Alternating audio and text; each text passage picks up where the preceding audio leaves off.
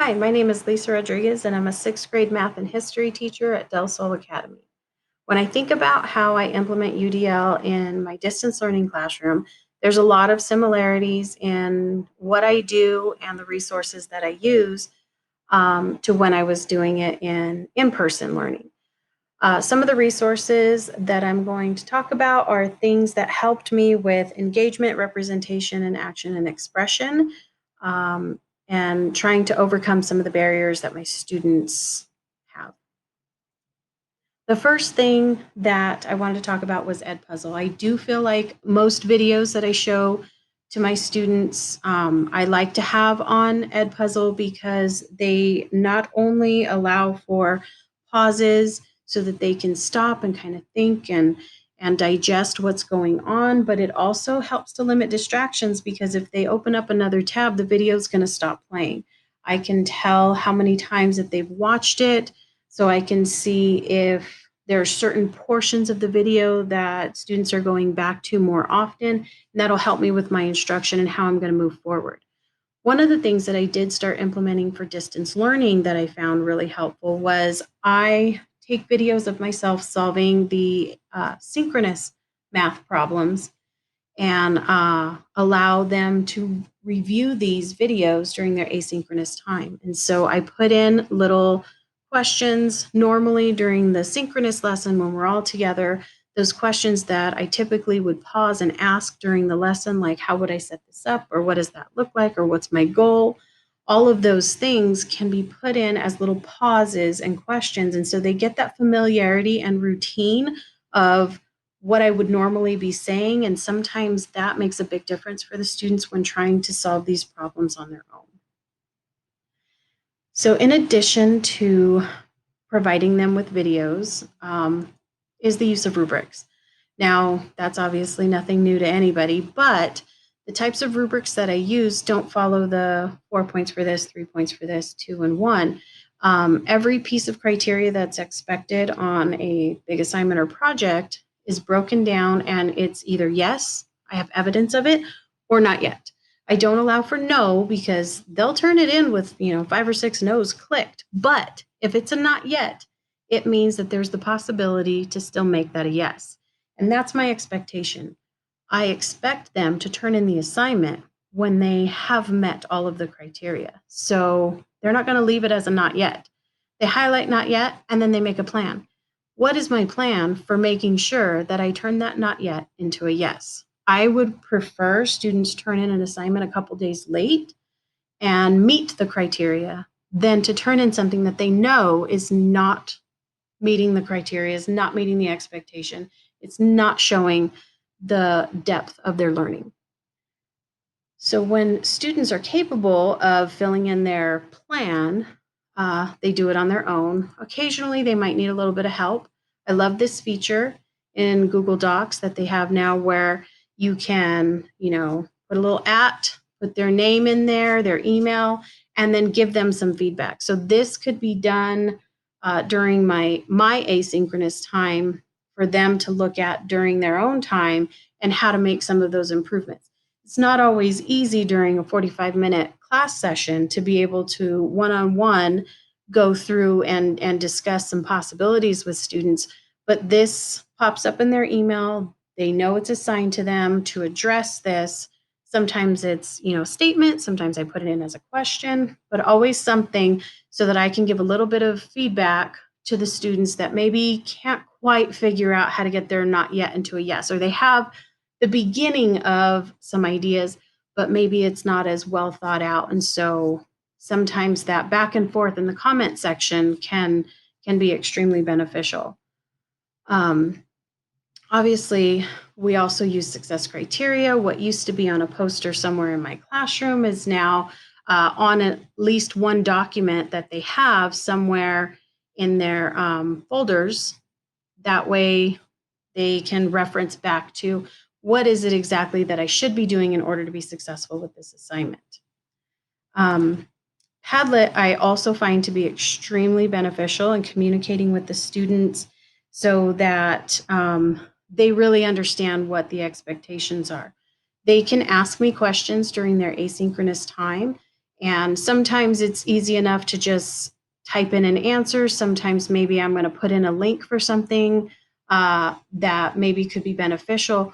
Or for some students, it's just really helpful to see and hear me. The way that I answer something, the inflection in my voice, sometimes that just triggers their understanding because that's what they're used to during their synchronous time. So during asynchronous, they have the ability to have videos of me explaining something.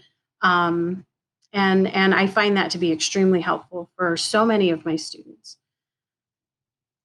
On our PowerSchool Learning page, on the Lessons and Activities tab that I have the directions for how to turn in their assignments, just in case we forgot. But the most important part of this page that we go to, as soon as they log into my Google Meet session, they should already have this open. This is the agenda for the day. Anything that I'm going to want them to click on, to open, to view is always linked right on the agenda. So we're going to do a pair deck, it's right there. They have to turn in the scratch paper, it's going to go on slide 5. And whatever independent work is going to happen, it's right there. So if they're going to go to this quizzes, they're going to click on the link. Every link is always found in the exact same spot for consistency. The repetitiveness seems to help a lot of students. Instead of scrolling around looking for where is this, where is that, everything is always in the same spot. And so they can click around and see each day.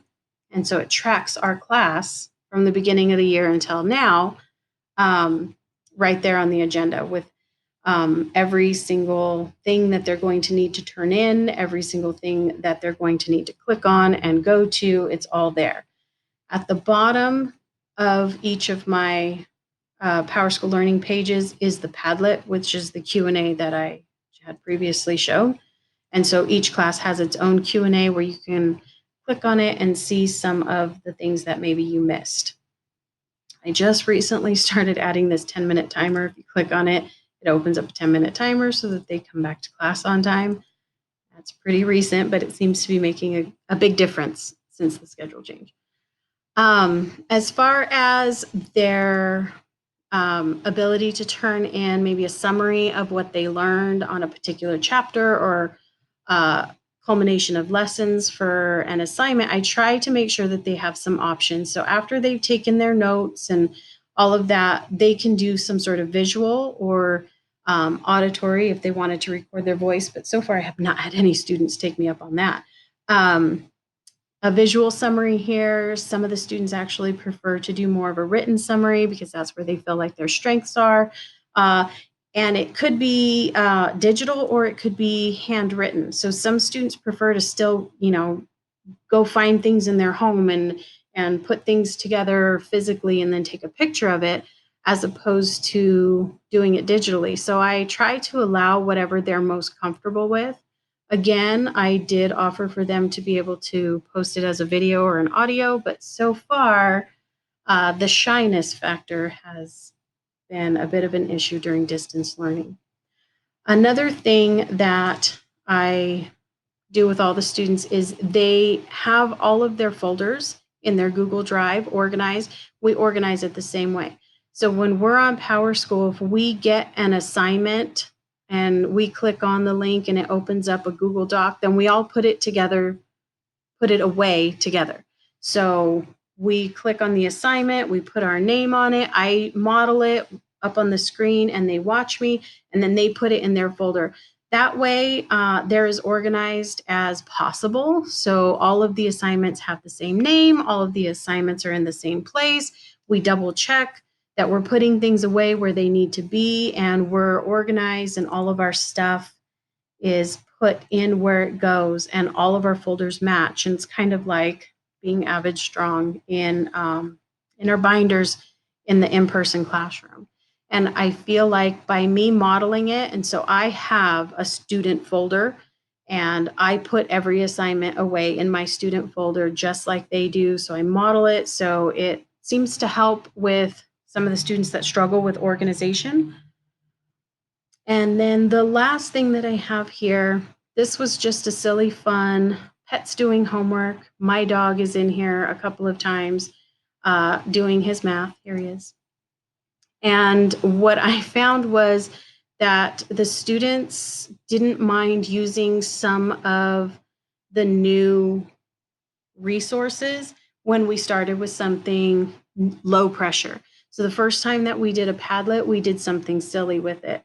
And it was fun. And we can go on there. There's my beautiful dog Rex. We could go on there and really look at some of the fun ways that we can use this and post and then comment to each other.